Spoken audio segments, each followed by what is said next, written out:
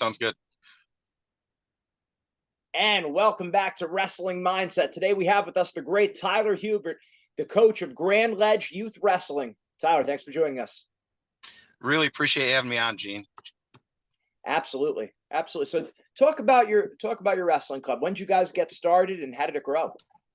Yeah, so I got involved with Grand Ledge Youth Wrestling. I grew up in, that's my hometown. So I grew up, we didn't even have a kids club until I think I was in sixth grade. So I graduated in 2000.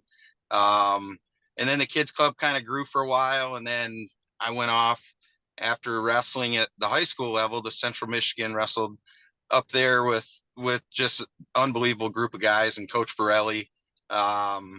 When I was done back in the job world, all that, I said, hey, I got to help out. I got to give back, and got back involved with Grand Ledge Youth Wrestling 9 years ago. And it kind of startled me. I mean, we had a strong club when I was younger. And then there were only like 26 kids, kindergarten to sixth grade, in our club when I got back involved. And it let me know we weren't in touch with our community. We didn't understand what they wanted. So I, did some research, did a ton of thinking, was like, how can we change this in my hometown? I have a passion for the sport. I know the value it can bring to people, from, work ethic as a kid, in the classroom, those things, all the way into, the job world. So had to change the model, and really felt like, it was going to take a big overhaul to do it. So, I'll start down that road if that's good with you. So we went from, really that, so many clubs do it, and I understand it's the normal model, but competing often at a young age. Oh, you muted yourself. Yep, you're good. Had to delete the call. Competing at a young age, every weekend, having 4 or 5 practices a week, high intensity, and the retention rate was really, really small. So we changed our model and said, hey, first and second year wrestlers who are kindergarten through second grade, we don't want those guys going to the big tournaments and competing. We're going to train. We're going to develop our skills. We're going to learn how to be an athlete, make sure that, practices are 60 minutes for that group, have a game every day. And then at the end, we were going to do some, I call them a scrimmage, but really you're getting together with other clubs and competing in front of a gym, but it's a running clock, 3 45-second periods. If you get pinned, you get back up on your feet and you start again. So you continue to wrestle it out. At the end of the match, you shake hands, your hands get raised. The parents are happy, the kids are happy, and we started to keep kids, and our club started to grow year over year. So as they age up, it's kind of on a match count, that kind of thing, where now the practices extend a little bit longer. You go 2 days a week through fourth grade. Once you get fifth grade and above, now you're 3 to 4 days a week, depending on, how much you love the sport. But develop a passion and a love for it before we compete you really hard. So that's kind of where I started with the program. And then I want to say 5 years ago, I met Coach Mike, Coach Z, and it was something I had to get our club involved with. So, and talk about how Wrestling Mindset helped you guys and what philosophies it brought to you. Yeah.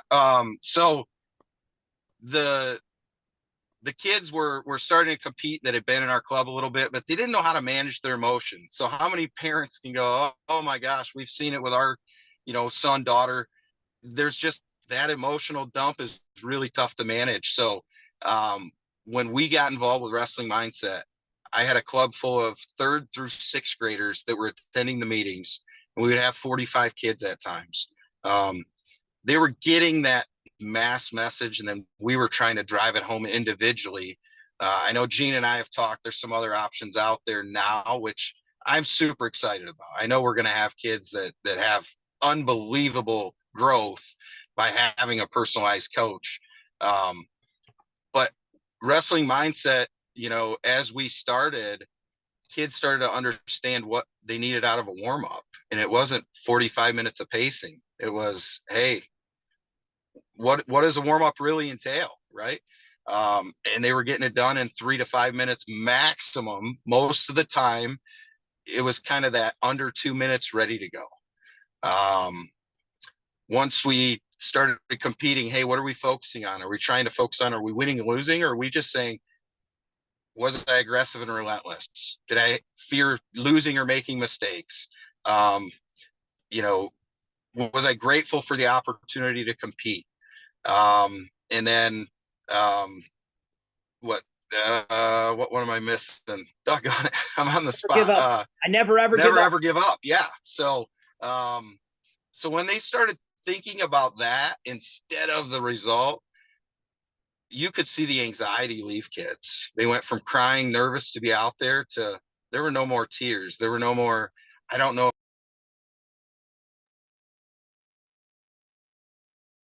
You muted yourself. Go ahead. You said, I don't know. Blowing up. So they went from, I don't know if I want to compete today to excited that, hey, I get the opportunity to compete and I'm going to control what I can. So rather than, well, I didn't get a takedown, was I in a good stance? Did I press the action and try and get him to wrestle my match? Did I have a first move on bottom? Did I have a breakdown on top? Like, that's where we took our club to. And kids really started to jump levels and grow. And kind of my test dummy group, they're in 8th grade this year. But we had kids who they didn't compete much all the way until 4th, 5th grade. Obviously, I think most of the country had that COVID experience where you didn't compete as much as you wanted to that year. So we lost a little bit of momentum, but they were in 8th grade this year. And I mean, 8th and 9th graders. And we had 10 kids placed in the top 6 at our youth state tournament this year. So, years past, we'd have 1 or 2, but now our kids are aging up to that level where they're ready to compete. They have a love for the sport and they're going to continue to train as opposed to drop off now that they're in high school. And that was the trend we were seeing within our program. And that was really why we made the change. Excellent. Now talk about what, at a young age, what are the best moves to be showing a kid? What do you start a kid with that he's able to understand, that he's able to pick up quick? Because a lot of times the kids, they'll start wrestling, it might be difficult or frustrating or confusing. How do you avoid that? Yeah, we try to really stay within basics. So our beginner kids, they're going to start by understanding body movements first. We're not even worried about a move, but then when we do show a move, it's figure out how to break it down into 3 steps. So if it's we're staying double leg, single leg. Why are we doing that? We try to make sure the kids have a hold of both legs if you're on a double and run your feet. If you're on a single, keep your head inside. At a youth level, everybody knows the danger is if your head's outside, your arms outside exposed, you get controlled by the head, it's tough. So we don't show any head outside singles or high crotches or anything like that until a little bit older age. And then obviously it's sprawl. It's a far ankle, far knee breakdown. Start very basic. It isn't a chop arm or anything else. It's how do we control his hips? How do we keep our chest pressure on? And then, work into your basic turns. I mean, your half Nelsons and things like that. But we try to just hit fundamentals repeatedly and then change, instead of introducing a new move, show a new finish to whatever that fundamental technique is. So instead of just pushing straight back, now you're cutting across and driving. Or if that doesn't work, now it's a drive dump. If the drive dump doesn't work, it's a drive dump, then lift. So try and keep the same series, but just grow them. My gosh, I don't think I learned that concept until late high school or college, right? It was get the leg and just drive. But as opposed to throwing new move, it's same move, new finish. Right. And because we see, I mean, I think the youth is massively underrated, the training, because, I mean, that's where people choose to stick around or not. I mean, we know first impressions, right? It's a big deal. It's a big deal. And if Yeah. you have that early experience, that could make or break a wrestler. And there's probably some of the best wrestlers ever probably never even made it, that could have been anyway, probably never even made it through because they had a they, I mean, statistically, when you think about it, that has to be the case. Well, maybe not the best, but some of the best were probably lost because of inefficiencies at the youth level where they tried it out, but for whatever reason, they had a bad experience. They were confused. It was they were discouraged or anything. So youth Yeah. that It, is big. yeah. So I'm 100% with you on that. There's so many kids we've lost in our sport that they had high potential to really have success, and they left it for one reason or another. Statistics will tell you 70% of youth wrestlers, or youth athletes, I should say, in all sports are done competing by the time they turn 14. That's a major problem, right? So if I turn the clock back when I redid our program, I remember Tom Borelli telling us, hey guys, there's a 10-year competitive clock in most human beings. If you want to be elite at something, you have about 10 years to really put everything you can into that. Wrestling's one of those things too. When do you want to start that competitive clock if you guys are going to go start coaching back in your hometowns or wherever you're living after you're done with your college career? And I took that serious. So I looked, it's pretty incredible. Russia doesn't really compete until they're 13, 14 years old. And by 16, they're really tough to beat at the world level. And I understand their system's different than ours, but then I look further. Norway has a population of Detroit, Michigan, and they win the medal count at the Olympics. The last two Olympiads, they've won the medal count. And they have a national rule that says you can't compete and record results until you're 13 years old. So that competitive clock is into their 20s now, instead of those kids are finished up at 16. Right, and the difficulty is, of course, we want to apply that now to America, and it's hard because, like you said, the system's totally different. But it's, I guess, the goal dictates the behavior, right? Like if we're after Olympic gold, if we're truly after Olympic golds, we're going to do things a certain way. If we're truly after, I mean, maximizing the number of participation, we might do it a different way. So I think about, okay, the young wrestler, the young father who wants their kid to be good, and they're, what age should they start? Now you start competing more and taking it more serious. I mean, I feel like with myself, it was probably around 12 or 13. So that competitive clock then, and then you figure you're peaking for college when you're 22 at your highest level.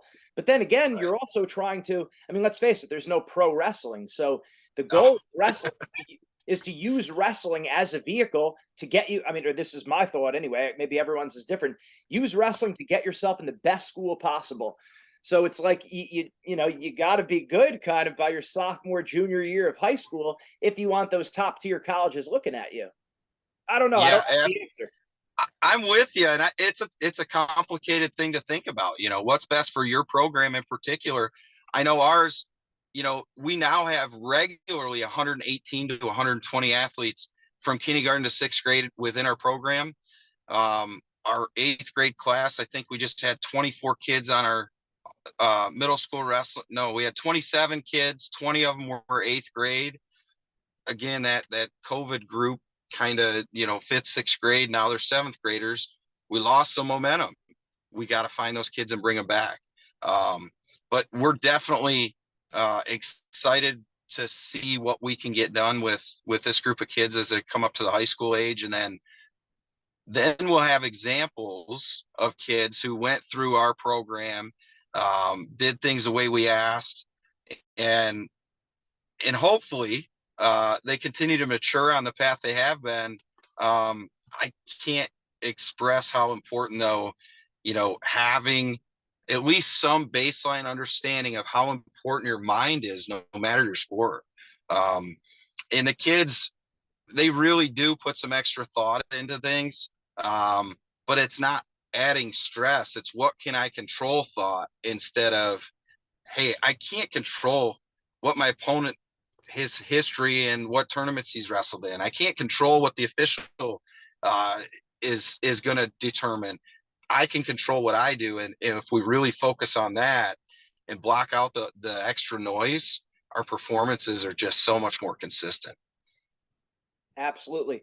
Now, Tyler, talk about how that translates to work. And we were speaking about Yeah. right before the Yeah. call. I thought it was a great idea that you talk about this on the call. So how does this Yes. then everything you learned from wrestling then relate to business and to life and for you? Yeah. So, I mean, I've read a bunch of different articles. Fortune 500 companies seek out wrestlers. If you wrestle at a high level, you achieve things within the sport, they know that you're willing to put the work in.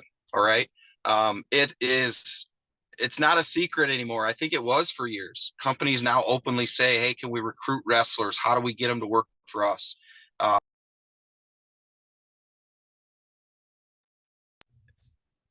Can work. That was a work call. Sorry. But the the work ethic, the grind, the determination, right? Wrestling is unique. I think more people get passion out of the journey to get to your goal than achieving the goal. And that translates so well to the job field, right? So I work for a company, Home Pro Roofing, in Michigan, Indiana, and Ohio now. Our owner, Shannon Eifert, unbelievable guy.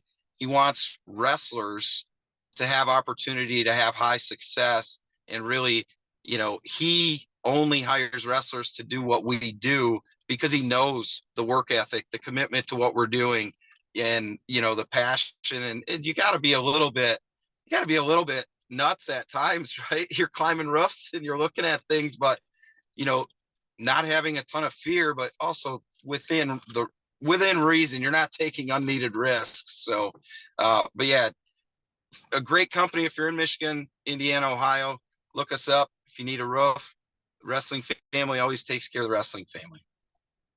Absolutely, we need to support the wrestlers. And obviously, the more we can help everyone, the better. So that's great. If you have any links for your company or your club, talk about how people could find your club and the information. Any social media? Yeah, we do have social media, Grand Ledge Youth Wrestling Club. And we try to put a few things out on a regular basis. We're sending a lot of kids to camp this summer, trying to help offset their costs, but one camp down, one more to go. And we're really looking forward to it. As far as, the interaction, things like that, if you guys have questions, reach out to me on how do you make the change. I've got a whole PowerPoint presentation I'm happy to share with anyone that has questions on what we did as a club, and kind of step you through the process with a lot of the research that I did, including I think the year I put it together, Carson Karchula was the number one pound for pound 170 pounder in the country. And he did not start competing until 8th grade even. So, interesting to go from a guy that just trained and he was around the sport, and obviously Miron does a great job with his club, but that was one of the examples we used to our hometown, and people started to buy in and trust. But yeah, that's kind of where we're at. Look up Home Pro Roofing on social media as well. You'll see the logo, it'll match Michigan, Indiana, Ohio, and we'll be able to help you out. Awesome. Thank you so much, Tyler. Now, I want to reiterate for everyone who is listening that Tyler here has offered that he will give you some of the information of what he used to turn his wrestling club around. I mean, again, a guy who is a great mind, great humility, did things a certain way, learned there was a better way, and then started doing it with great success. I mean, if you're a club coach, you want to know that information, and it's very important to take what people give you. So if you have any questions about that, make sure you get a hold of Tyler, and a man who's gotten it done. Keep up the great work. Thanks again, Tyler, for everything. Hey, really appreciate it, Gene. You guys are amazing.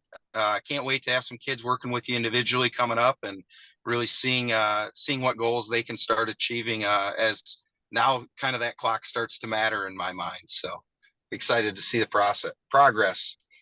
Absolutely. Thanks again, Tyler. Take care. All right. Thank you.